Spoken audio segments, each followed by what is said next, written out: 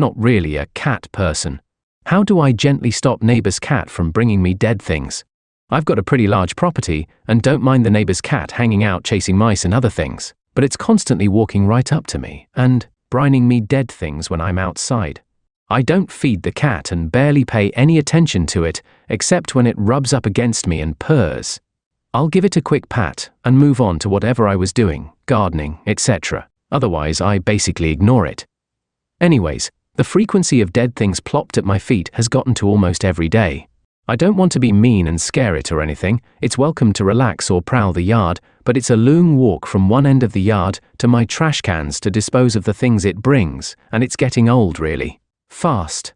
Update 1 day later. In a nutshell, the neighbor's cat keeps bringing me dead things almost daily. I don't hate cats, but cats are just not my jam.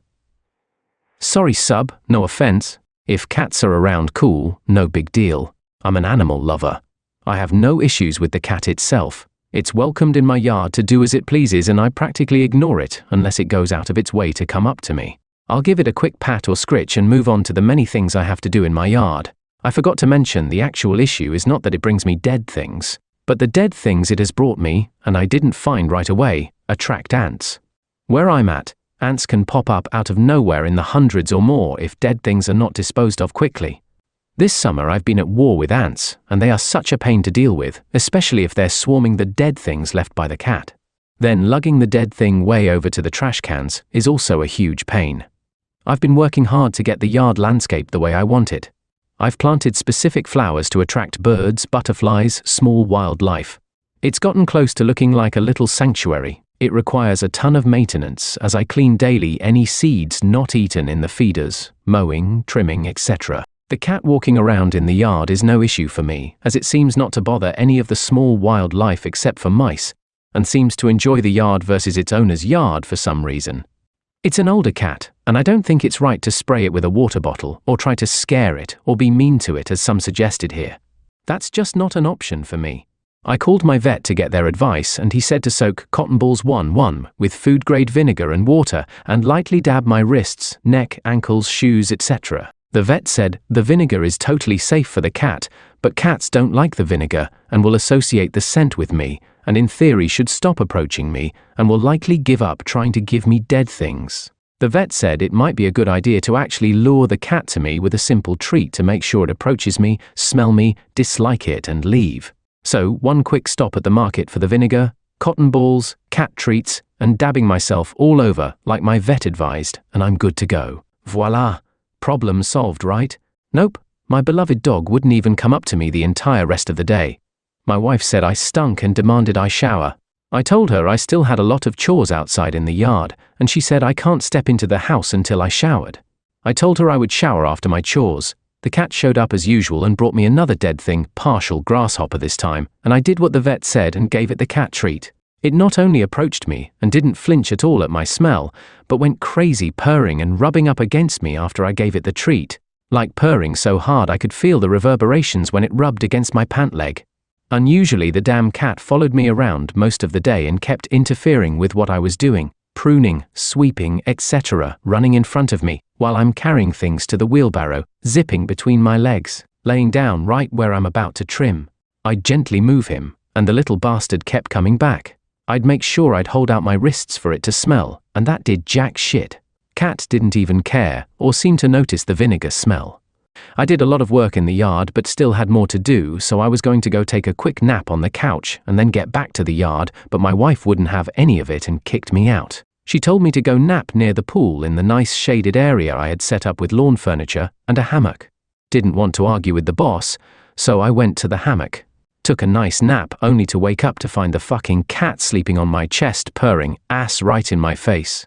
I gently let it down on the ground so I could get back to my yard work, and right there under the hammock, another dead thing the cat left for me, covered in hundreds of ants. FML, I give up. Update 11 days later.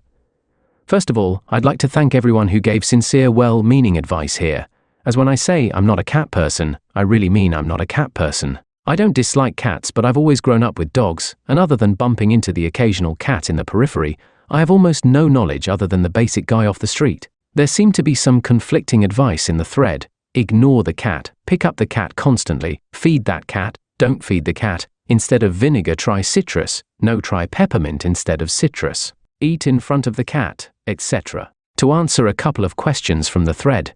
Maybe the cat belonged to the previous owner of the house and has hung around. Nope. I've owned the property for over 20 years. I had the former dilapidated house demolished, and over the decades slowly added the main house, 2 small guest houses, the pool house, etc. The cat literally showed up on the day the new neighbor below the hill moved in with their stuff. I simply connected the dots. Are there any poisonous plants in my landscaped yard? To my knowledge, no. I have a dog who I would take a bullet for, and when I hired the landscape architect and arborist, I made sure to request nothing would be planted that would harm my dog or any of the local wildlife. But at the same time, I wanted to attract butterflies, hummingbirds, etc. For this same reason, despite it being a really easy solution to my ginormous ant problem, I refused to use chemicals, pesticides in the yard. Trial and error, advice. From the thread that worked or didn't work. Citrus and peppermint. First of all, I wasn't going to make the same mistake again of putting on a scent that would upset my dog. The day I tried the vinegar, my dog tried to avoid me all day, and would only begrudgingly come to me when I insisted and called him over. The only citrus I had around was some strong citrus soap smell from one of my wife's fancy soaps she has all over the house. Tried it around the cat, nothing. Didn't deter the cat at all. I didn't try peppermint, because I don't like the smell of peppermint myself. Ignore the cat completely, impossible. The damn cat refuses to be ignored.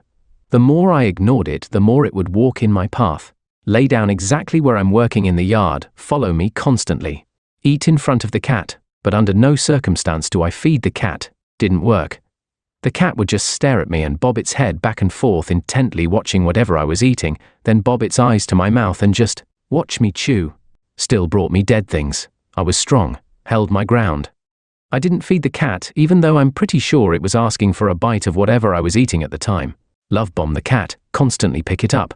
Go over the top to pay attention to it. To the people who gave this piece of advice, if you were trying to help, then thank you. If you were trolling, then congratulations, you got me good. Not only did smothering the cat with affection and constantly picking it up not work, it backfired. Hard. The cat became obnoxiously clingy, and would demand I pick it up and give scritches, constantly interrupting what I'm doing. Sometimes it won't stop meowing incessantly until I do a quick pickup and scritch. Put it back down, only to have it do the same thing less than an hour later. Man, I'm busy. I don't have time for this. So, up to this point, basically nothing worked. After trying some of the thread's advice, significantly worse. Cat still came around every day still brought me dead things, followed me everywhere, but now every now and then, I gotta pick it up to rub its tummy, give it a scritch to hit the reset button so it would stop meowing at me. It incessantly follows me. There was only one single day where I didn't see the cat, or so I thought. I left really early in the morning to go pick up things I needed from Home Depot, dropped by my local nursery to pick up their good secret sauce compost, basically run a bunch of errands. Came back in the afternoon and went about my chores in the yard, and as the hours passed, it hit me. No cat. Not a peep. Nothing trying to trip me as I carry things with the wheelbarrow. No demands for a pickup, scritch and release. Nothing. I just shrugged my shoulders at my good fortune of finally working in peace. It was getting late and I was hungry, and since I told my wife I was running errands, I guess she assumed I would pick up something to eat out, and she didn't pack anything for me. Headed back to the house, and as I was opening the kitchen sliding door, there, sleeping in my wife's lap as she's petting it and watching TV, is the goddamn cat. Oh hell nay. My wife looked up and smiled at me, then quickly frowned and asked, "What's wrong?" I said, "What do you mean?"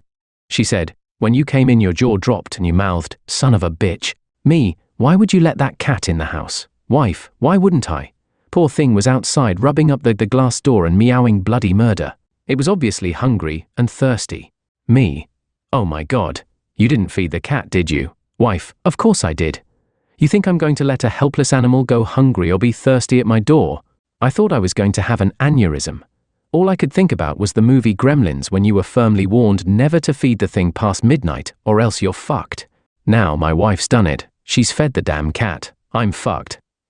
Me, this is the little bastard that has been giving me headaches with the ants for weeks by bringing me dead things. Wife, what are you talking about? It just showed up today. Me, holy shit. 2. Just realized all this time, I don't think I actually ever directly mentioned the cat to my wife. I have a few acres of land, and the land is nicely landscaped and partitioned with very tall trees as to break up the line of sight, as the landscape architect said. To give a sense of walking in a manicured forest and not knowing what is around the corners until you turn and see the different kinds of landscapes on the property. I've been working on the far end of the property, and that's where the cat shows up. She never saw the cat until today. Me. Wait a minute. That day I came in with the vinegar smell and you wouldn't let me in the house. That's because I was trying make the cat keep away from me. Exactly at this point, the cat woke up and saw me, hopped off my wife's lap and started purring loud like a motorboat and rubbing hard against my legs.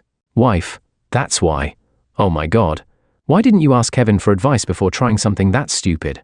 Kevin is our vet. I've known him, his wife and kids for years. He comes over every now and then, and we play video games in my man cave, or to shoot pool while the wives are doing who knows what. Me. It was Kevin who told me to do the vinegar. My wife literally rolled her eyes. Wife, I can't believe you two are doctors. I'm a retired anesthesiologist. That was some dumb advice. Me. I know, it didn't work at all. So I went to an internet forum and asked for advice. My wife literally laughed in my face. Wife, you asked complete strangers on the internet for advice? And how did that work out for you? Me, not so good. Anyways, I'm going to take care of this right now and take the cat back to its owners. It belongs to the new family who moved in down the hill. I gently grabbed the little bastard who was all happy and smug, hopped in the truck and rang the neighbor's doorbell. The day after they moved in, my wife and I introduced ourselves and gave them a small gift card to Home Depot and some of my wife's really good homemade brownies. Other than that, I haven't talked to them. The wife answered the door and the husband was sitting at their table in the back and waved to me. I reintroduced myself while holding their cat and told them I'm bringing it back as it's been coming over to my yard every day. I was about to follow another thread suggestion and ask them if they could please consider putting a bell and collar on their cat so it would have a hard time catching things and bringing their corpses to me when the wife said, "That's not our cat. We don't have a cat." All the air left my lungs. If I thought I was going to have an aneurysm before, now I'm sure I'm going to have a stroke as well. No fucking way. This isn't their cat. A million things was going through my head and number one on that list is I call bullshit. There is no fucking way. I live on a small cul-de-sac. I am the only house on top of the hill because I own the entire damn top. I've known all the few neighbors for years. This cat doesn't belong to any of them. This cat literally showed up on the day they moved their stuff in. I was thinking, are these guys fucking evil douchebags who dumped their cat and trying to deny it? The words just plopped out of my mouth and I instantly felt like an idiot. Are you sure? Wife looked a little taken aback and said, "That's not our cat." She sounded sincere and her face looked convincing. The husband came to the door and said, "Is there something wrong?" I said, "I thought this was your cat and was bringing it back to you. It showed up the day you guys moved in." The husband said, "That's not our cat. I've seen it walking around, but I think it belongs to one of the neighbors." He also looked sincere. Are they just world-class bullshitters? There's no way this isn't their cat. What are the odds? Their little kid, who looked like she was maybe 4 years old or so, came to the door and smiled at me and the cat. Okay, here we go. Kids don't bullshit. They are brutally fucking honest, and if this is their cat, this kid is going to spill it right there and then. Nope. The kid's all like, "A kitty." This kid had no idea of this cat. This cat isn't theirs. I could only think, oh my God, fuck. I sheepishly apologized for the error and left with the little bastard. It was before 5, so I called Kevin, the vet, and told him I'm bringing the cat over to see if it has a chip. I dropped by his clinic. They scanned the cat. No chip. Kevin examined the cat and estimated it is around 7 or 8 years old. Said there is no way this is a feral street cat as this cat is broken and way too used to being around people. What do you mean broken? Is something wrong? Kevin said, "No, nothing like that. I mean this." He took the cat from me and cradled it on its back. It just stared at him calmly. He put it on the table on its back and gently grabbed both hind legs and pumped them up and down and went chugga, chugga, chugga, chugga, chew chew. The cat just looked back and blinked at him. See? Broken. I had no idea WTF he's talking about. Cats are wary of complete strangers, even house cats that have been around people all their lives. Cats don't just let anyone walk up to them, pick them up, and they will never let a stranger just put them on their back, exposing their vulnerable abdomen and let them reposition them like a G.I. Joe action figure with the kung fu grip like this one does. So what? So it's just really super friendly. Kevin, you're not getting it. I've never seen a cat as chill as this cat. No one has. They don't make cats like this. This cat literally gives zero fucks, even to its own peril. Even the techs noticed it. They were just passing this cat around, putting it in all positions, holding it, petting it. This cat didn't give a fuck. This goes way beyond being just friendly. It's broken, man, but in a good way. Maybe it's just developmentally disabled. Kevin, nope, not that I can tell. In fact, I think it's probably above average intelligence. What makes you say that?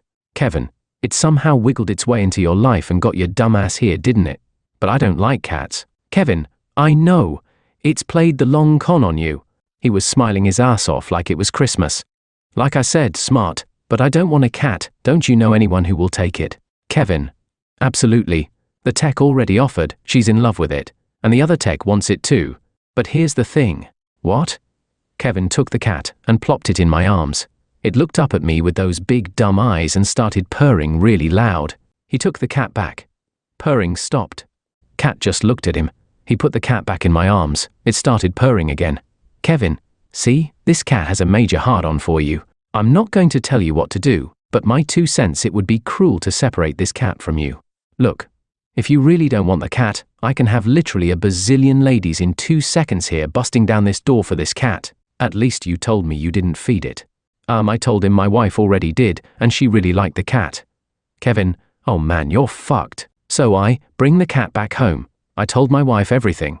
My wife has a grin ear to ear. Wife, oh good.